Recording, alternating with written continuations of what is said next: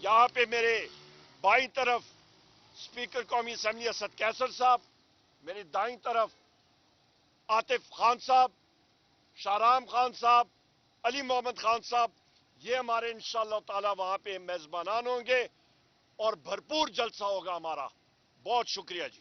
جی بسم اللہ الرحمن الرحیم. میں صرف اتنا کہتا ہوں کہ آج جو ہماری ملاقات ہوئی ہے اس پہ ایک تو یہ بھی ہمارا طے ہوا کہ جو الائنسز ہم بنا رہے ہیں انشاءاللہ آئندہ 15 دن کے اندر ہم کوشش کر رہے ہیں کہ اس کو ایک بڑا گرینڈ الائنس بنائیں اور اس پہ ہم تمام ان پولیٹیکل پارٹیز کو ساتھ پلائیں جو پولیٹیکل پارٹیز اس وقت اس رجیم کے خلاف آواز اٹھا رہی ہیں، وہ بلوچستان کے ہوں، وہ سندھ کے ہوں، وہ خیبر پختونخوا کے ہوں، وہ پنجاب کے ہوں، وہاں جہاں سے ہو، اور جو اس وقت روڈ پہ لوگ ہیں، جو اس وقت تحریک چلا رہے ہیں، ان سب کو ہم اکٹھا کر رہے ہیں. انشاءاللہ آئندہ 2 ہفتوں میں جو ہم ایک بڑا گرینڈ الائنس بنائیں گے.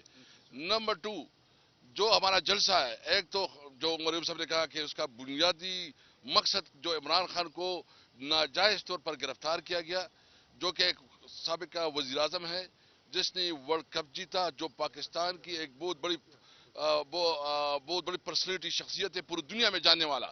تو اس کے حوالے سے ہم نے یہ فیصلہ کیا ہے کہ عمران خان اور جو ہمارے سینئر لیڈرشپ ہے، شاہ محمود قریشی صاحب اور دیگر جو پنجاب کے ہمارے لیڈرشپ ہے اور جو ہمارے سوشل میڈیا سے تعلق رکھنے والے ورکرز ہیں اور خواتین، سب کے لیے ہم نے آواز اٹھانا ہے. میں تمام ورکر کو ثوابی کے لیے دعوت دیتا ہوں کہ آپ جہاں بھی ہو، آپ کوئٹہ میں ہو، آپ کراچی میں ہو، آپ بلوچستان میں ہو، آپ جو ہے نا کشمیر میں ہو، آپ گلگت بلتستان میں ہو، آپ پنجاب میں ہو، آپ خیبر پختونخوا کی جس علاقے سے تعلق رکھتے ہوں، تو آپ سب کو پہنچنا ہے. سندھ کے لوگوں کو سب کو ہم دعوت دیتے ہیں تاکہ ہم بتائیں کہ یہ ملک قانون اور آئین کے مطابق چلے گا. یہ ملک جو ہے نا سرزمینی بے آئین نہیں ہے. یہاں ہم نے زندگی گزارنی ہے، آئین کے مطابق گزارنی ہے. آخر میں یہ بات کرتا ہوں کہ جو انہوں نے مہنگائی کر دی ہے، جنہوں نے جو سب سے زیادہ جو بجلی کی قیمتوں میں اضافہ کیا ہے، کسی طور پر منظور نہیں ہے. جو جماعت اسلامی نے اس حوالے سے اپنا دھرنا دیا ہوا ہے، ہم اس دھرنے کو سپورٹ کرتے ہیں اور ان کے مطالبات کو بھی سپورٹ کرتے ہیں. اور ابھی جس طرح اسپیکر اسد کیسر صاحب نے بھی بات کی ہے، تو ہم لوگ ایک تحریک تحفظ آئین پاکستان ہمارا اتحاد ہے، اس کے حوالے سے انشاءاللہ تعالیٰ ان کے ساتھ ضرور بات چیت ہوگی. کیوں نہیں؟ موقف ان کا بالکل درست ہے. آج بھی وزیر اعظم صاحب نے کہا ہے اور ہمارا موقف، ہمارا سٹینڈ سارے الائنس کے ممبرز کا، جماعت اسلامی کا یہی ہے. یہ بتائیے کہ عمران خان صاحب نے اور اس میں سوری ایک بات میں بتا دوں کہ یہ بجلی کے، کیونکہ میں خود پاور منسٹر، انرجی منسٹر رہ چکا ہوں، ہم نے پریس کانفرنس بھی کی تھی شبلی فراز صاحب نے اور میں نے، اور شیخ اکرم وقاص صاحب نے. واضح طور پہ بتا دوں، بجلی کے نرخوں میں جو اضافہ ہو رہا ہے، یہ اس وقت پیپلز پارٹی اور بالخصوص مسلم لیگ نون نے جو پاور پلانٹس لگائے ہیں، یہ کیپیسٹی پیمنٹس مہنگے داموں لگے ہیں، غلط لگے ہیں، ان کی غلطی ہے. مہنگا اور مسئلہ پھر وہیں پہ بات آئیں گے کہ آصف علی زرداری کو دیکھیں کہ آپ کا 88 کروڑ روپیہ پریزیڈنٹ ہاؤس کا خرچہ بڑھ گیا ہے. آپ کا شہباز شریف کے وزیر اعظم ہاؤس کا دیکھیں اور آپ ان کے فورن ٹرپس کا دیکھیں. وزیر اعظم عمران خان صاحب نے خرچے کم کیے تھے، یہاں پہ ابھی یہ پھر بڑھا رہے ہیں. عوام کے اوپر ٹیکسز اور بوجھ اور اپنے لیے مزے، یہ فرق ہوتا ہے.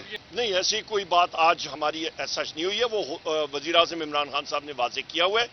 سب سے پہلی بات، اسی مقام پہ پچھلے جمعرات کے دن بھی بات ہوئی، میں نے پریس کانفرنس بھی کی تھی، ہمارے ساتھیوں نے، اسد کیسر صاحب میرے ساتھ ہیں، باقی ساتھی تھے. واضح طور پہ یہ ہے کہ پاکستان تحریک انصاف ملک کی سب سے مقبول ترین پارٹی ہے. وزیر اعظم عمران خان صاحب مقبول ترین لیڈر ہیں. 90% عوام پاکستان تحریک انصاف کے ساتھ کھڑی ہے. فوج عوام میں سے ہوتی ہے.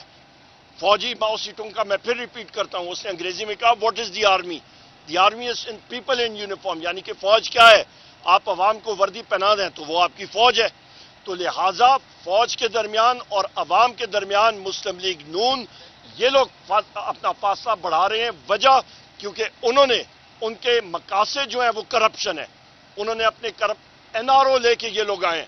نواز شریف کو دیکھیں، جب تک جسٹس بنجال تھے وہ ملک میں واپس نہیں آیا. جس وقت چیف جسٹس چینج ہوئے، قاضی فیض عیسیٰ آئے تو وہ ملک میں آئے، این آر او لے کے آئے نا، اپنے کیسز ختم کر کے آئے. یہ فرق ہے. دیکھیں جی، یہ بڑا آسان ہے. یہاں پہ آپ لوگ کھڑے ہیں، یہ ڈیالہ جیل کی دیواریں ہیں.